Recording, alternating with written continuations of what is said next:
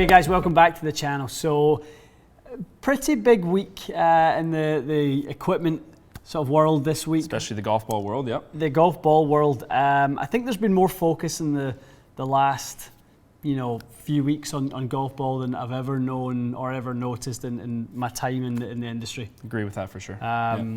Probably since the introduction of the Pro V1, from going from a kind of wound golf ball to everyone accepting that solid golf balls were the way forward, there probably hasn't been this much focus on the golf ball, and some pretty unique tests and some very interesting results. Absolutely. I think there's so much data now that leads people to understand that a golf ball could actually make a bigger difference than a club change. 100%. And that's definitely never been the case.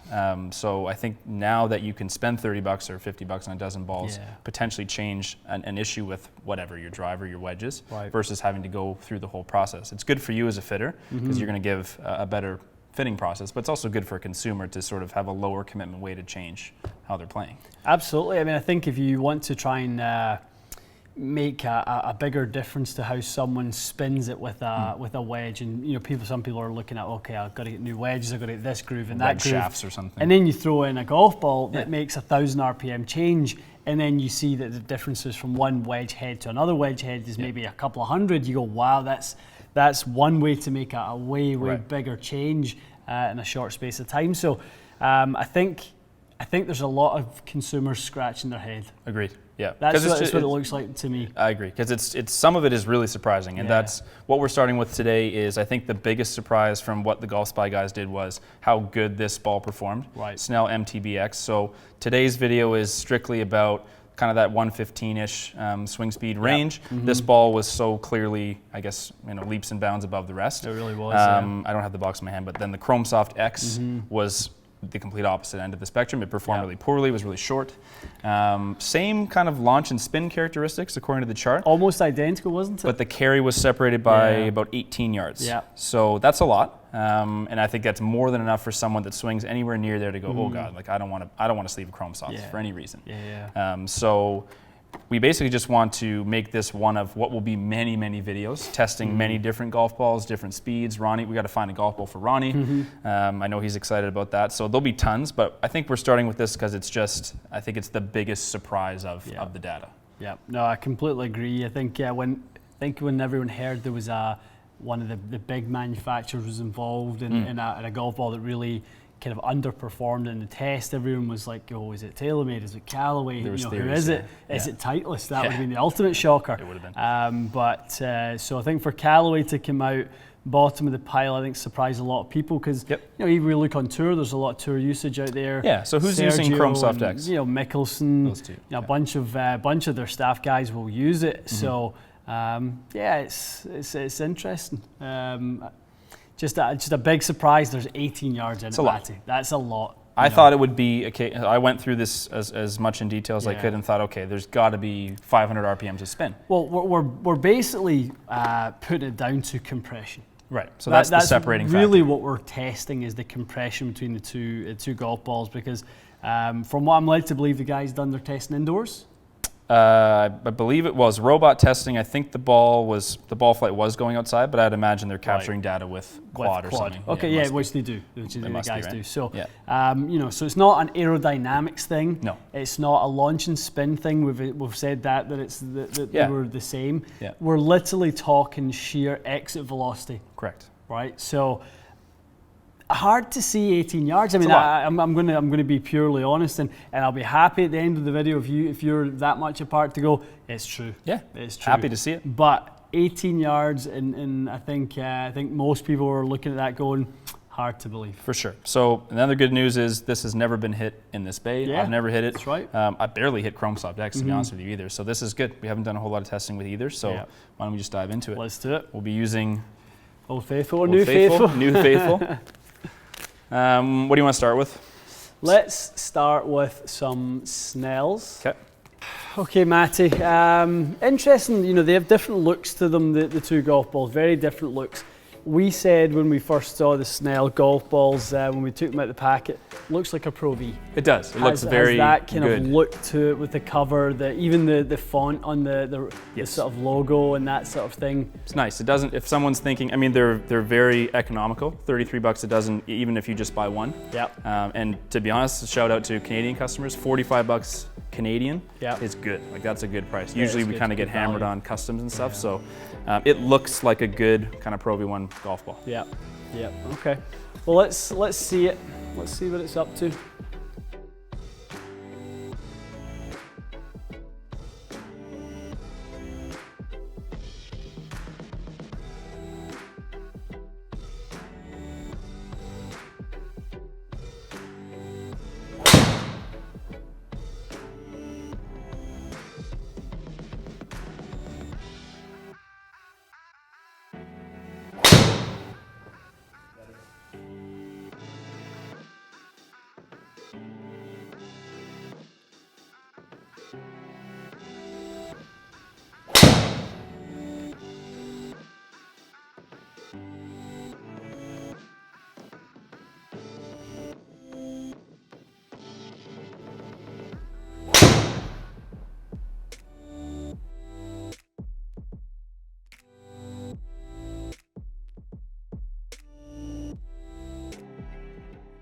Okay,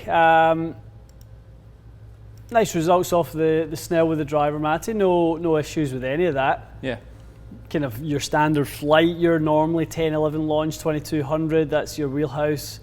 Flying at 300-ish, 171 speed, so not going after them today by any means, but the efficiency's been good, so it seems like the ball comes off quite fast. Very, very efficient. For 145, we obviously know that's about as much as we generally see on quad. Yep. 118 delivered loft 15.6 on the average. Dynamic lie angle is fine, a little bit toe up, no problems. Good. I mean, yeah. I think that performed really well. Right, this is the big one. This is the big one to see how well the Chromesoft performs.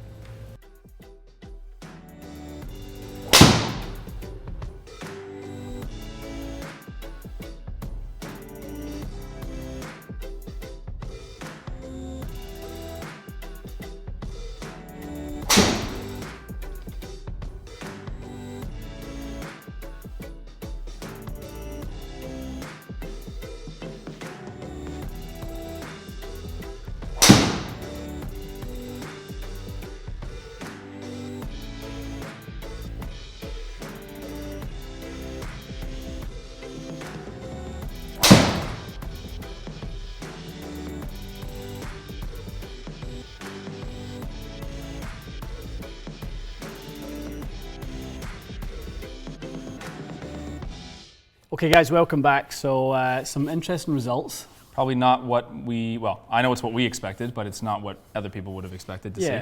Yeah, I think the two balls performed a little bit closer in sort of end result than sort of maybe the My Golf Spy test showed. So 18 yards carry difference is what was stated. Going into this, I was expecting to be surprised, I'll admit. Like I was expecting to see, let's say 10 or something like that. But this is exactly what we have seen for the past year when we test a softer ball versus the firmer ball. We see at my speed about a mile, maybe 2 miles an hour ball speed difference, and you see about 4, maybe 5, 6 yards of carry. And there it is. The interesting thing was, I think, when I was reading through the My Golf Spy sort of test and all the detail, which was incredible. I mean, the first thing I will say, hat off them for compiling the test that they did. And a lot of work. There's a lot of value in that. There's a significant amount of value in the work that they done. Clearly, though, there's a discrepancy in how those golf balls got 18 yards apart. They had the same average launch and spin. There was 2.5 miles an hour, I think it was, between the ball speed 168.5 versus 171. That 2.5 mile an hour of ball speed does not equate to 18 yards. Yeah, so what's the most you could get at a 2.5 miles an hour? I mean, of ball speed? Yeah, is it mile-an-hour ball speed is? So 1.5. So you're looking at about 2 miles an hour of club head speed. So the most you should see with the same sort of launch and spin is 5. Okay, so the it should most be around 5, yeah. 5 or 6 at the most. Like if we attribute every mile an hour of club head speed to about 2.7 yards. Yeah, that's the number I've heard before. Yeah. Okay. So we're looking at 5 to 6, somewhere in that region. So it was always a bit of a mystery how they got to 18. Because if we went through this process, let's say we never saw anyone's test, this is the same process we always go through. If we look at club numbers, and I was joking with you before, you're right. This is as close as we've ever gotten to clubs in delivery. Because what it comes down to is you need to make the exact same swing or have the same swing averages to produce data that's fair. Correct. And now obviously there's 10 shots in there with each. I didn't only hit 10 balls. We take out ones that are bad swings, of which there were always plenty. So we have the standardized results and they are extremely close. What comes out is exactly what those guys found is it is producing a bit less ball speed. It's got almost it is the same head speed that we had there. Basically everything is the same golf swing, just comes off a little bit slower. And as I said when I was hitting them, the shots that were my very best with both balls, no doubt, I couldn't get quite as much ball speed out of the Chromesoft. I never had one that spiked at 173, for example. None of them were like that. So there is no doubt there is a difference. This ball at that speed is 100% faster. It's faster, but it's not that much faster. It's just incremental.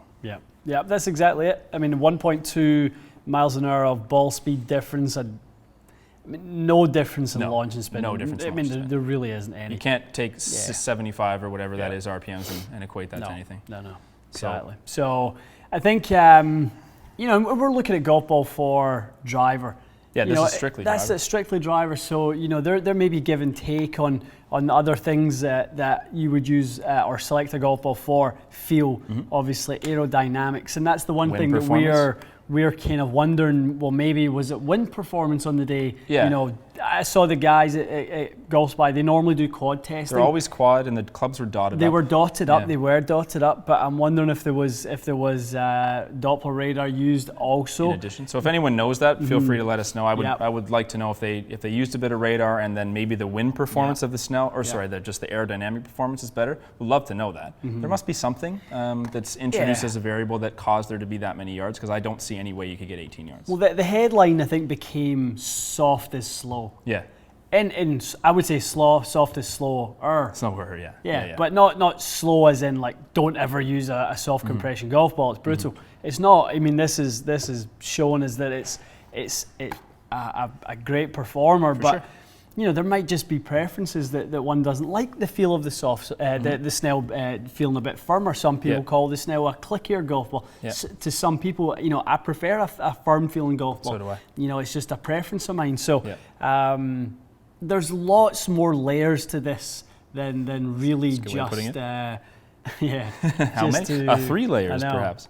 It's I'll leave it at this. Also, this is a really good ball. $33 in the States or $45 here. Correct. The way that it looks, feels, and I want to hit some irons and wedges when we do our next test. But this is a good product. There's no question this is a really good one. It's something that I would consider playing for sure. Definitely. Yeah. No, interesting. I mean, no surprise, I don't think, for us. I think we thought that this would kind of play out this way. Snell would excel off the driver. Chromesoft we've sought to be okay, a middle of the pack golf ball for us.